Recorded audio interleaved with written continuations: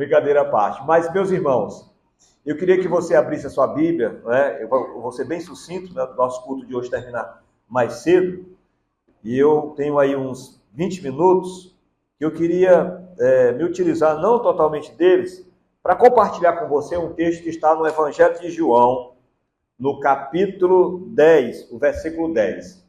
Evangelho de João, capítulo 10, versículo 10. Por favor, abra sua Bíblia no Evangelho de João, capítulo 10, verso 10. Evangelho de João 10, 10. Mateus, Marcos, Lucas, João. É o quarto evangelho. Não é carta de João, que está lá já próximo ao Apocalipse, né? Primeira, segunda, terceira carta de João. É o Evangelho de João. João 10, 10. Muito fácil de decorar a localização desse versículo. O ladrão não vem senão a roubar, a matar e a destruir. Eu vim para que tenham vida e a tenham com abundância. Eu sou o bom pastor. O bom pastor dá a vida pelas suas ovelhas. Quando o Senhor Deus está aqui falando conosco por meio da sua palavra, o próprio Jesus falando aqui, ele está falando a respeito dos obreiros fraudulentos.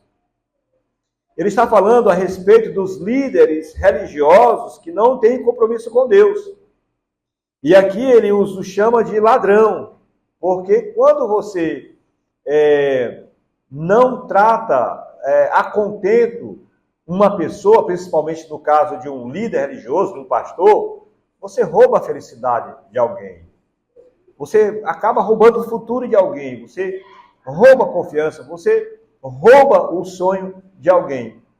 E é importante que nós, como pastores, tomemos muito cuidado com isso, porque Jesus uma vez falou para os fariseus e os saduceus. Porque eram homens que tinham uma conduta ilibada, diga-se de passagem.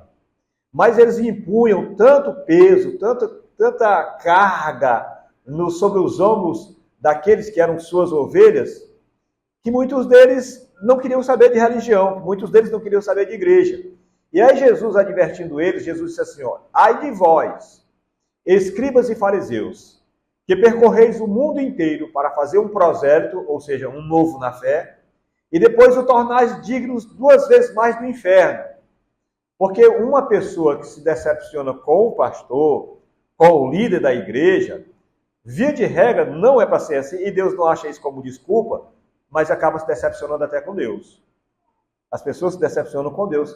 É uma correlação que as pessoas fazem. Mas quando Jesus está advertindo, ele traz essa palavra aqui a respeito desse mau cuidado que um líder religioso tem, e alguns pregadores fazem alusão a Satanás, e cabe essa alusão ao diabo, que diz assim, o ladrão não vem senão a matar, roubar e destruir. Você já parou para pensar o porquê da existência do diabo? Se você pudesse perguntar para ele, se ele fosse sincero e respondesse para você, ele ia responder para você cabalmente o porquê da existência dele. Pode ser que eu e você não saibamos qual é o propósito da nossa existência. Aí eu faço menção do livro de Rick Warren, Uma Vida com Propósito. Se você vai ler o livro de Rick Warren, você vai entender o porquê que você está aqui. Né? A filosofia já fez essa pergunta, de onde eu venho, o que eu estou fazendo aqui e para onde eu vou. Ou seja, a filosofia não conhece o propósito de vida, mas a Bíblia Sagrada nos faz entender qual é o propósito de nossa vida. E esse livro de Rick Warren, ele é categórico, né, falar sobre o propósito da nossa vida. Por que você existe? Por que muitas pessoas têm crises existenciais? Por que muitas pessoas têm crises existenciais? Porque elas não conhecem o propósito da sua existência. Por que nós temos muitas pessoas que sonhavam em casar e casaram e de repente viram que lá não está a felicidade? Por que muitas pessoas sonhavam em amealhar riquezas e elas conseguem juntar riquezas e descobrem que isso não traz para elas felicidades? Por que muitas pessoas sonham em ter um filho e de repente tem um filho e percebem que isso não é a fonte da sua felicidade?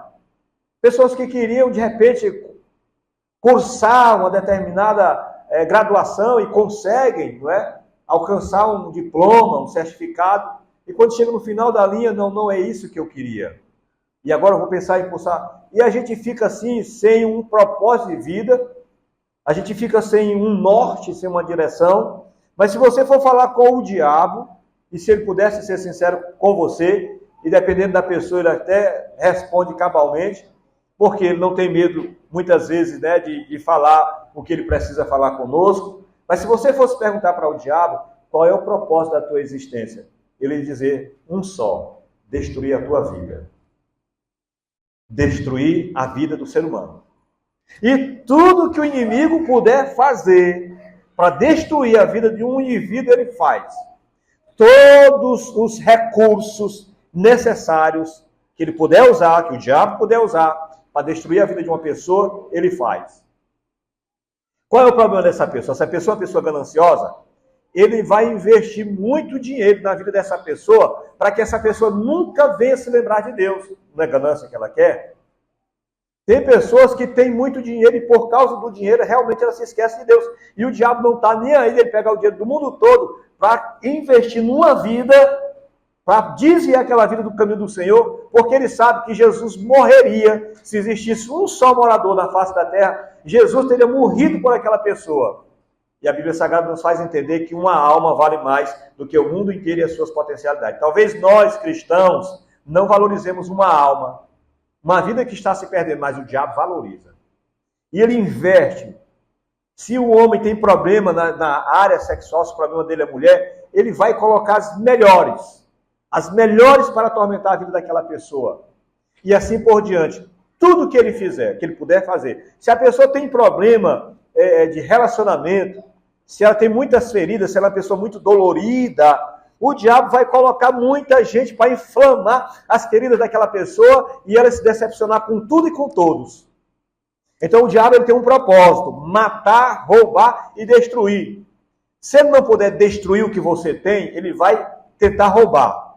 Se ele não puder roubar o que você tem, ele vai tentar matar você. E talvez esse seja o propósito maior do diabo, é matar você, porque ele sabe que depois que morre, não tem mais jeito. Então ele vai investir, ele vai procurar fazer de tudo para desestabilizar você, e nessa desestabilização que ele faz, é nada mais, nada menos do que acabar com você. Ele quer acabar conosco. O ladrão vem, senão para matar, roubar e destruir. Mas qual o propósito de Jesus Cristo, então? Se você fosse perguntar, Jesus, por que o Senhor veio? Jesus, o Senhor criou céus e terra. Dizem que a Via Láctea, que é a nossa galáxia, fica no centro do universo. Dizem, os cientistas especulam de que a Terra fica no centro da Via Láctea. Ou seja, enquanto a nossa galáxia, que é composta de vários planetas além da Terra, fica no centro do universo, a Terra que está na Via Láctea fica no centro da Via Láctea. E como é que Jesus criou tudo isso? Criou tudo isso pelo poder da sua palavra, criou o universo, criou a Terra com tantas coisas belas e maravilhosas, né? E abandonou o céu de glória, saiu do seu céu de glória e veio de lá para cá. Por que Jesus? Sabe o que é que Jesus ia dizer? Por amor a você. Ele está dizendo aqui, o ladrão vem senão para matar, roubar e destruir. Aí ele diz, eu vim para que tenham vida e a tenham em abundância. Você sabe o que é vida abundante? Irmãos, é você não ter dinheiro, mas você ser feliz. Você ser uma pessoa pacífica, você está em paz. Vida abundante é você ter dinheiro e você usufruir dele. Ter como gastar esse dinheiro.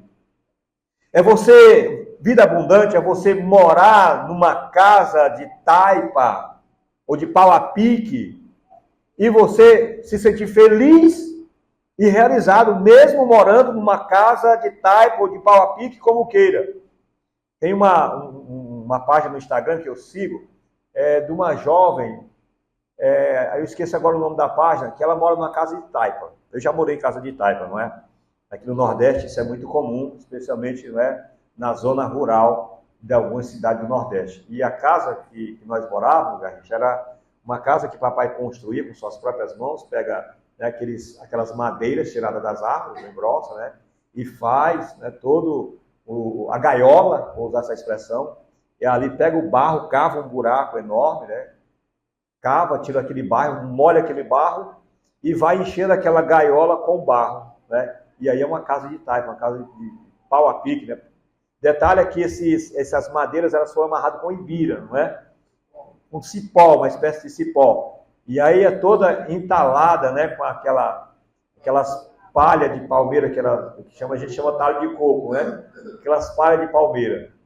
E essas mesmas palhas também ele utiliza para cobrir. Cansei de ver papai fazer casa assim para nós, né? De vez em quando era preciso fazer uma reforma, né?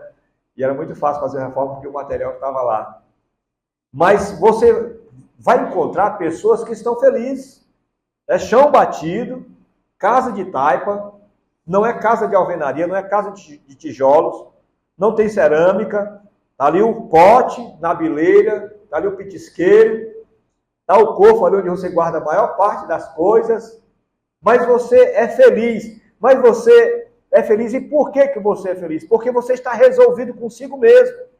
E aí Augusto Cury, né, que é um psicólogo, psiquiatra por excelência, ele diz, tem muitos milionários morando em casebres, mas tem muitos miseráveis morando em mansões. Então, uma pessoa que vive numa mansão e não consegue ser feliz e realizada, essa pessoa não tem uma vida abundante. Tem pessoas que vão no shopping, olham para o shopping, compram o que quiser lá no shopping. Mas isso parece uma droga, isso é o que move, que dá um pequeno lapso de alegria para as pessoas, mas aquilo verdadeiramente não traz felicidade. Mas nós vamos encontrar também muitas pessoas que moram em casa de taipa e são revoltadas com a vida. Com quem trabalhou, com quem conseguiu, com quem teve. Por outro lado, tem isso aí também, tá bom? Não vamos ficar nos extremos, não. Por outro lado, nós temos também pessoas que são assim. Ah, só porque eu sou pobre e vai lá no vitimismo. Então, da mesma forma, nós temos pessoas que estão nessa condição e não têm vida abundante. Tem pessoas que são casadas e não conseguem dizer, eu sou realizado no meu casamento. Mas Jesus está dizendo que ele veio para que nós tivéssemos vida e vida com abundância ou em abundância. É você poder colocar qualquer calçado e você se sentir bem com aquele calçado. É você poder vir no domingo à noite para a igreja e se sentir bem com aquela roupa. Mesmo que não seja uma roupa nova, porque tem pessoas que só conseguem estar felizes se estrear a cada culto, a cada evento, uma roupa nova. E uma pessoa dessa não tem vida abundante. E para que nós tenhamos uma vida abundante, só existe uma forma de nós termos uma vida abundante. Não é caminhando para a igreja. Não é sendo ofertante e dizimista fiel. É nós nos aproximarmos de Cristo. É nós estarmos em comunhão com Ele. A partir do momento que eu e você tivermos, como é que a gente se aproxima de Jesus? Qual é a melhor maneira e mais rápida ou mais urgente maneira de nós nos aproximarmos de Cristo?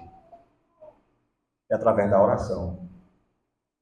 Meu irmão, se você tiver comunhão com Deus, quer saber de uma coisa? Você não vai querer nem a vida. Você vai querer morrer se estiver do lado de Cristo, em comunhão com Ele. Senhor, quer saber? Eu quero esquecer esse mundo. Eu quero logo ir para o céu contigo. Então, a partir do momento que nós estivermos em comunhão com Deus, as coisas dessa vida não importam. Lembra de Pedro, Tiago e João lá no Monte da Transfiguração, quando o rosto de Jesus é transfigurado na presença de Elias, do espírito de Elias, e na presença de Moisés. E aquilo foi tão bom, foi tão prazeroso para os discípulos, que eles disseram assim, Senhor, não vamos descer daqui. A gente vai construir uma tenda para o Senhor, outra para Elias e outra para Moisés. A gente vai ficar aqui no relento. Eu estou aqui parafraseando, tá? A Bíblia não diz exatamente isso. Nós vamos ficar aqui no relento, não tem problema. A gente vamos se acabar aqui, vamos morrer aqui. Mas o importante é que agora nós estamos desfrutando da tua presença gloriosa. Não tem para ninguém, a gente fica aqui. Jesus, não, a gente tem que descer, não é assim não. Um dia vocês vêm para o céu, mas não é por aí. Moisés no deserto, Deus disse para Moisés, Moisés, sai do deserto, vai aqui um anjo na tua frente, você vai entrar na terra prometida. Como assim, Senhor? Sai do deserto? Não, mas eu estou no deserto, mas eu estou na tua presença. Não me faça subir daqui.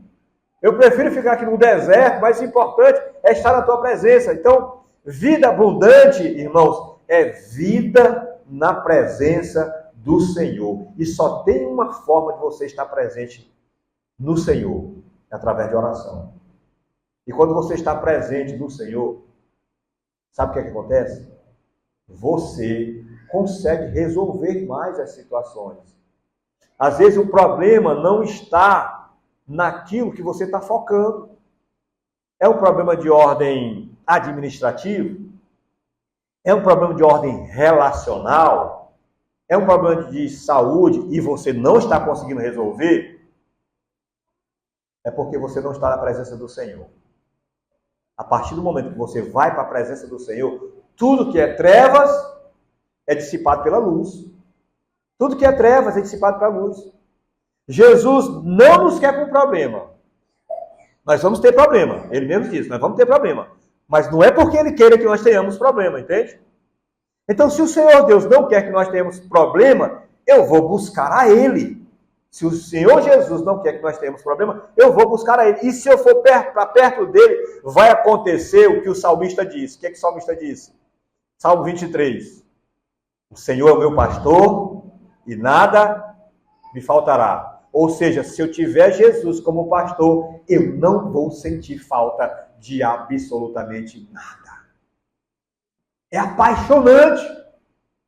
E o problema é que nós não queremos nos apaixonar por esse Senhor. A gente quer se apaixonar por tudo, por pessoas, por sonhos, por objetivos. Mas a gente não quer se apaixonar por Jesus. Se apaixona por Jesus. E essas coisas não causarão tanto impacto na sua vida. Coisas e pessoas não causarão tanto impacto na sua vida. Mas o Senhor Jesus quer que você tenha vida. Que eu tenha promessa. É Ele que está dizendo aqui. Que eu e você tenhamos vida e vida abundante. E se é para ter dinheiro também, a gente vai ter dinheiro. Se é para ter condições de comprar um carro para você se locomover, Ele vai permitir isso também. Se é para você ter uma roupa para você poder vestir, Ele vai permitir isso também. Se é num dia você abusar da comida em casa, da cozinha, da mesmice, você poder ir para um bom restaurante, Ele vai permitir isso também. Porque Ele quer que nós comamos e vivamos bem do fruto do nosso trabalho. O Senhor nos criou para usufruir dessa vida. Mas é importante que nós saibamos. Precisamos manter comunhão com Ele. E a forma urgente e prática de nós mantermos comunhão com o Senhor é se ajoelhando na presença dEle. É através da oração. Amém? Vamos orar. Vamos agradecer a Deus por esse momento.